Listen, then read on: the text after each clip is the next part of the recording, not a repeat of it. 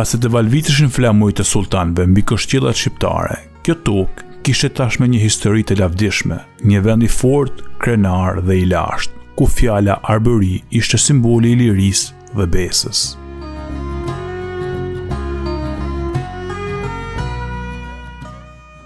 Në shekullin e 13 në zemër të Ballkanit u krijua Principata e Arbërit, me qendër në Krujë.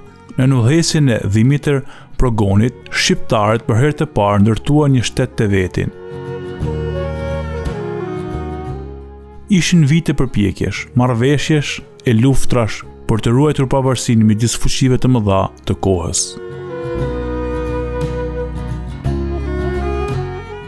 Më pas, në shekullin e 14 dhe 15, trojët shqiptare u mbushën me principatat e fuqishme.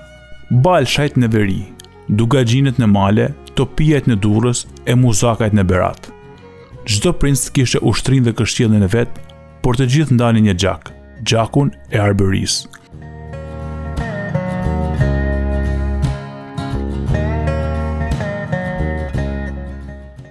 Në qytete si Shkodra, Durrësi dhe Berati lulëzonte tregtia e detit dhe arti i mjeshtrave, ndërsa në fshatra jeta arritej sipas kanonit, besës dhe nderit, 3 shtylla që e mbajtën komin gjallë.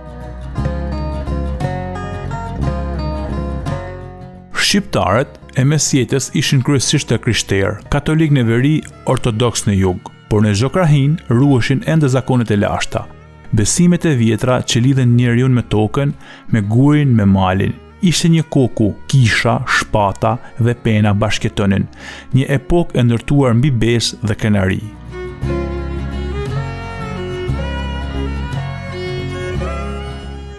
Në lindje po ngrihej një perandori e madhe, Osmanet.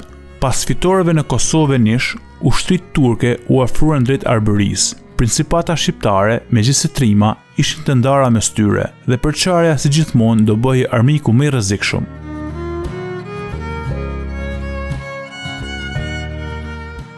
Një nga një qytetet ranë, por shpirti i Arbërisë nuk u shua kurrë. Nga kjo tokë disa dekada më vonë do lindte një djalë që do bashkonte gjithë shqiptarët, Gjergj Kastrioti Skënderbeu. Kështu mbyllet epoka e Arbërisë së lirë dhe fillon historia e rezistencës kundër pushtimit, një histori që e bëri Shqipërinë simbol të qendresës në gjithë Ballkanin.